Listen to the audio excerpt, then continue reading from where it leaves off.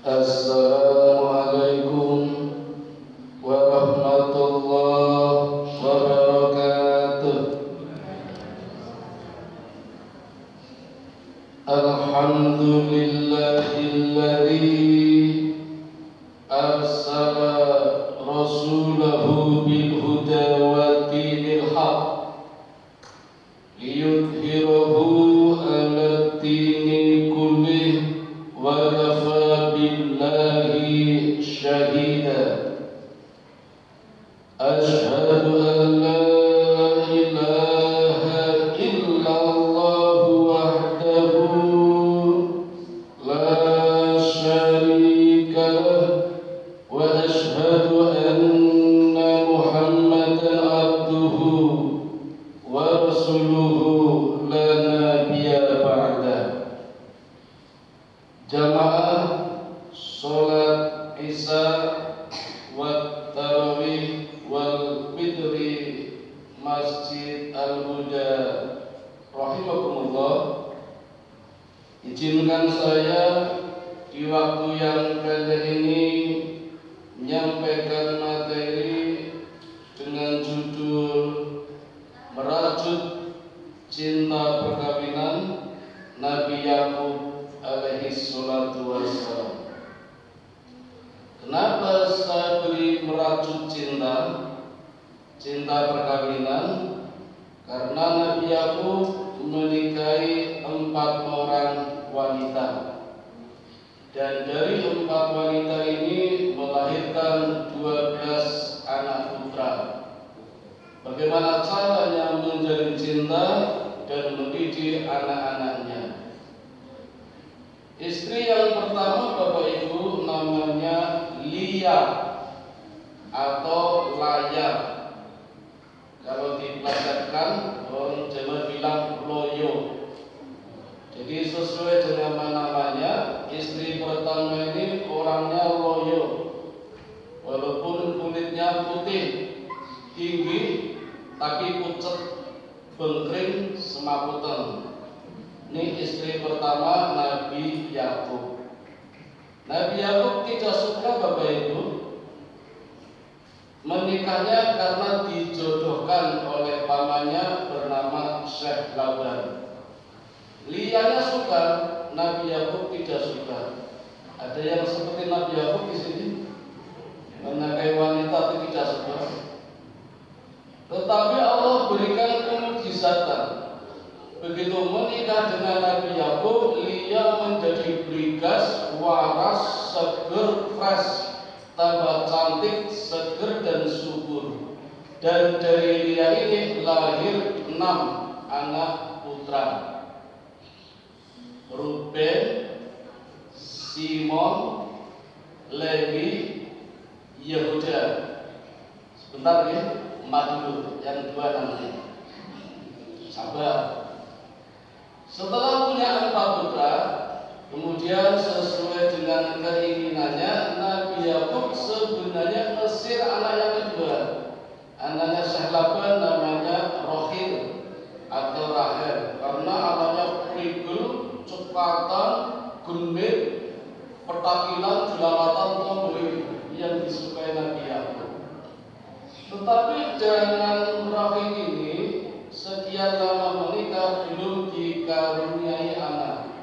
Saya tidak tahu persis Bapak Ibu, mungkin ini mungkin saja karena terlalu nafsunya malah tidak diberi anak.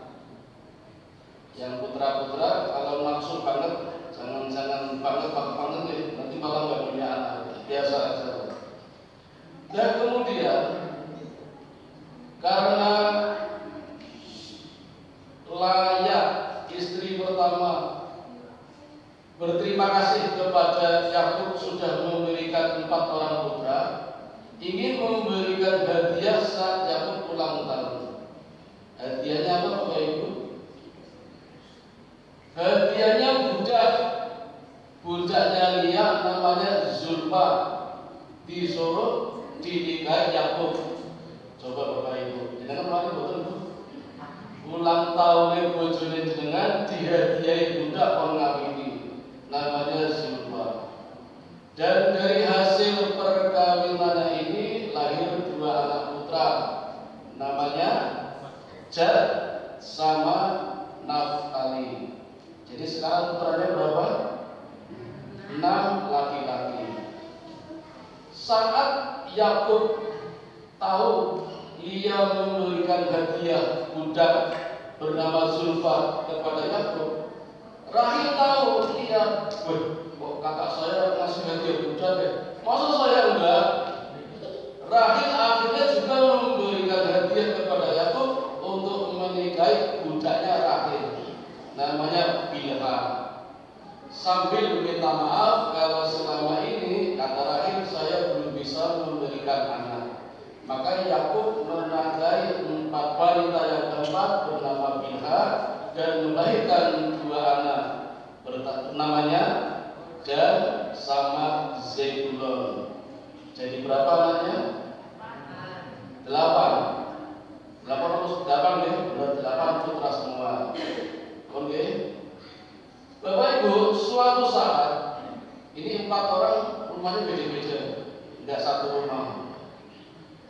Ini terjadi pertemuan antara Rahel dengan Lia. Saat Lia mepe ginseng, Rahel lihat ada apa mbak? Bahasa kita apa yuk? Lagi mepe ginseng, apa? Biar subur. Ginseng inilah yang bisa membuat aku subur, maka aku pengen anak. Jadi kalau ngecek Rahel sing guru 2 anak. Kata Rahel, boleh nggak aku minta ginsengnya? Jawab dia, silakan ambil saja, tapi syaratnya berikan Yakub padaku. Ada yang bojone tuh, kan bojone, tapi kalimatnya berikan Yakub padaku agar aku bisa punya anak lagi. Oke, kalau begitu, Rahel diberikan ginseng, kemudian Yakub bisa memberikan pelayanan lagi kepada Lia, dan Lia tambah 2 anak lagi, jadi 6 tadi 4 tadi siapa? Lari Simon, Ruben, Lewi, Yehuda, Gad, sama Yasaki, 6. Jadi berapa sekarang putranya? 10. Berkat ginseng dari Lia yang diberikan kepada Rahel dengan jaminan suaminya, akhirnya Rahel juga hamil dan melahirkan 2 anak putra. Itu Bapak Ibu, Yusuf dan Bunyamin. Jadi anak Yakub jumlahnya 12. Apa tuh? Nah, inilah anak-anak Nabi Yakub yang nanti akan menurunkan generasi namanya Bani Israel, yang kisahnya sangat masyhur dan diabadikan di dalam Al-Quran. Ada kisah Bani Israel. Bapak sekalian, hari berjalan demi hari, minggu per minggu, bulan per bulan, sampai bertahun-tahun, akhirnya masalah datang juga. Dari mana mulai masalah berlanjut Bapak Ibu? Karena Yakub lebih mencintai Rahel. Sejak awal memang ngincer Rahel, tapi dijodohkan oleh Syekh Laban pamannya untuk menikahi Lia. Maka setelah mereka punya anak-anaknya pun yang diperhatikan lagi-lagi Bunyamin sama Yusuf, yang lainnya tidak diperhatikan. Hati-hati Bapak Ibu, ini kan anaknya beda-beda, satu darah tapi memiliki karakter yang beda-beda, besarnya pun beda-beda. Yusuf masih berusia 1 tahun, Bunyamin 4 tahun. Tapi anak yang baru, kalau ukuran kita kan sudah pada kerja, sudah pada kuliah, ada yang SMA, kan jauh sekali. Jadi sangat wajar bila Yakub lebih menyayangi yang masih 1 tahun, yang masih 4 tahun kakaknya Yusuf. Sedangkan yang sudah kerja, masa mau diurusin terus udah mandiri. Ada yang masih kuliah, ada yang SMA misalnya. Jadi sangat wajar kalau Yakub perhatiannya fokus kepada 2 yang masih kecil, yang masih itu berapa tahun itu? 1 tahun aja gitu. Ya seperti itulah Yusuf, ya, masih 1 tahun.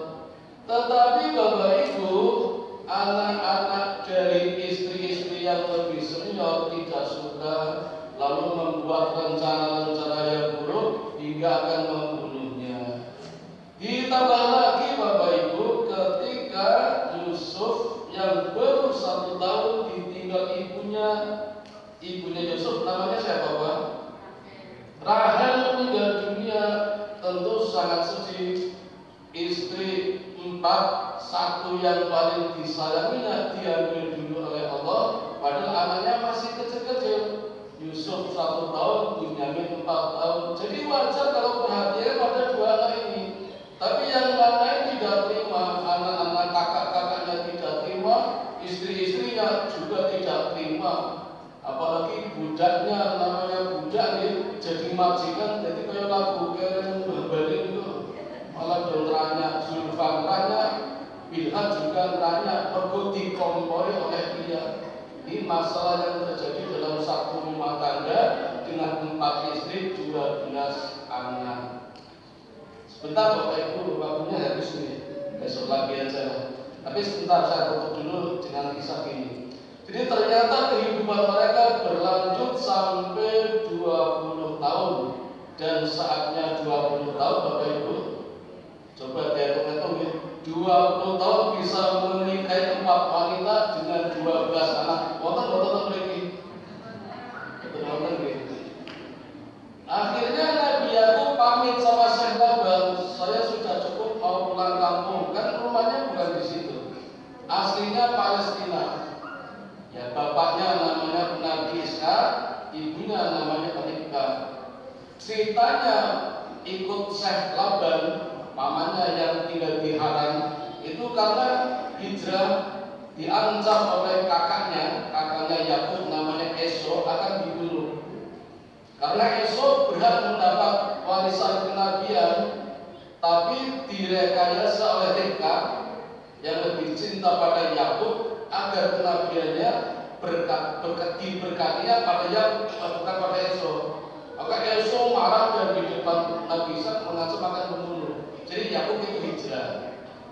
Yakub itu fisiknya lemah Bapak Ibu, sehingga di dalam perjalanannya selalu melakukannya di waktu malam. Siang hari tidak kuat, kepanasan.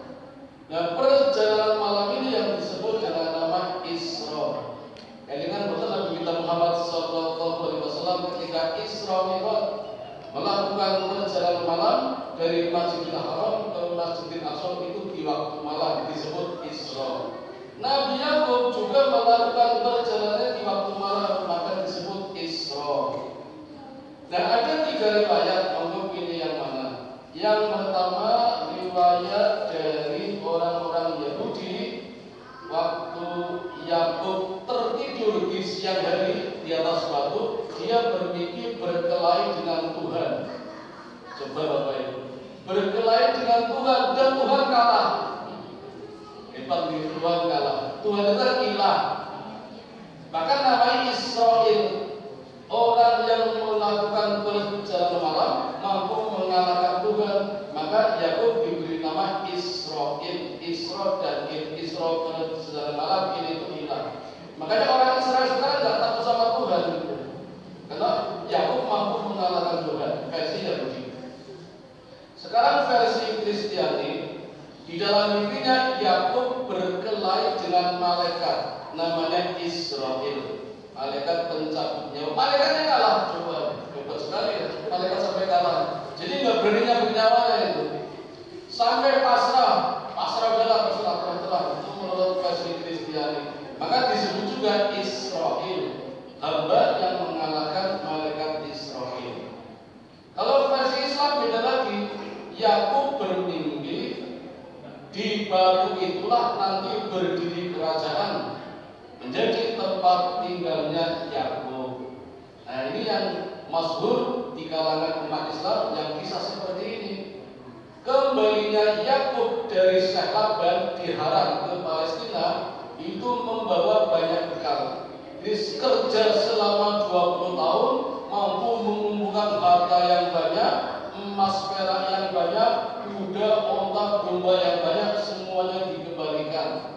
Syekh Laban hanya pesan, ya Yakub, sudah ya, nggak usah nikah lagi ya, 4 wanita sudah cukup, 12 anak sudah cukup. Maka di dibawanya pulang semua Bapak Ibu. Rame-rame kalau pindah pelaku, ya pakai onta, pakai kuda, tapi kan nggak banter-banter. Kayak zaman sekarang belum ada Grab, belum ada kapal, belum ada pesawat. Itu rombongan jalan itu.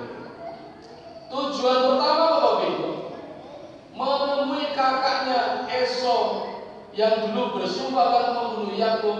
Yakub tujuannya minta maaf dan akan bersedia memberikan separuh harta kekayaannya buat Esau. Tapi di jalan sudah ketemu Esau dulu dan Esau sudah lupa dengan sumpahnya. Maka terjadilah pertemuan yang sangat mengharukan kakak beradik. Walaupun Esau tidak jadi nabi, yang jadi nabi adalah Nabi Yakub. Sebentar Bapak Ibu, tanggung.